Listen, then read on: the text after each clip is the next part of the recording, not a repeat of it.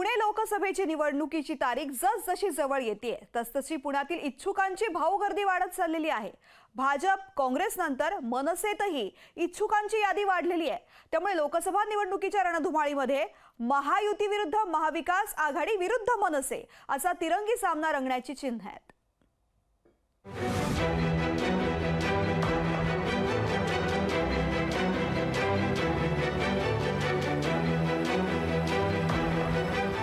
पंतप्रधान नरेंद्र मोदी पुण्यातून निवडणूक लढवणार असल्याची चर्चा अजून ताजी असतानाच भाजपचा बालेकिल्ला असलेल्या पुण्यात एका जागेसाठी भाराभार इच्छुकांची नावं पुढे येत आहेत। गिरीश बापट यांच्या निधनानंतर भाजपकडून इच्छुकांच्या संख्येत मोठी वाढ झाली आहे।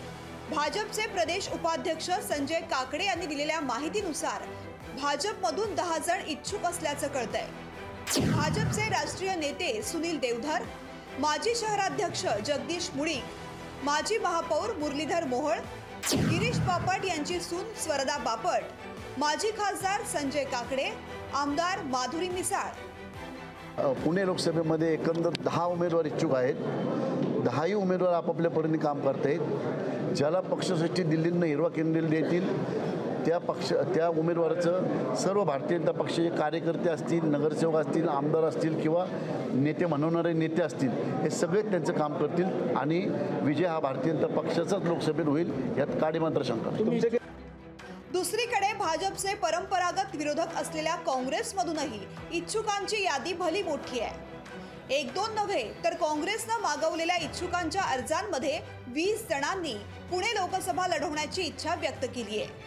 यामध्ये आमदार रवींद्र धंगेकर, माजी आमदार मोहन जोशी, शहर अध्यक्ष अरविंद शिंदे, महिला नेत्या संगीता तिवारी, काँग्रेस प्रवक्ते गोपाल तिवारी यांच्यासह आणखीन 15 काँग्रेसच्या पदाधिकाऱ्यांनी इच्छा व्यक्त केली आहे।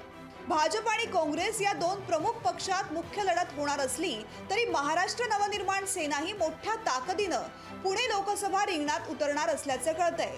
सुरुवातीला मनसेकडून वसंत मोरे यांनी लोकसभेसाठी तयारी सुरू केल्यानंतर आता मनसेतही इच्छुकांची गर्दी वाढली आहे। यामध्ये वसंत मोरे, किशोर शिंदे, बाबू वागसकर, गणेश सातपुते यांची नावं पुढे येतात।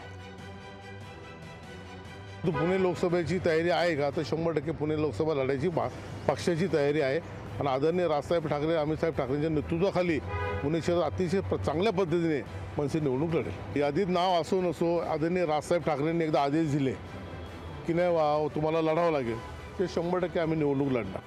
प्रत्यक्ष घोडा मैदान जवळ येईपर्यंत अजून अनेक नावं समोर येतील।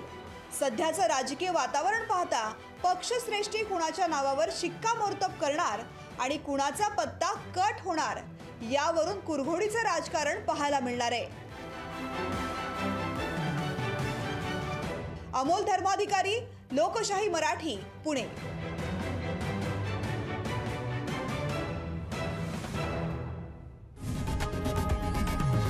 लोकशाही मराठी ऐका, पहा, जागरूक रहा।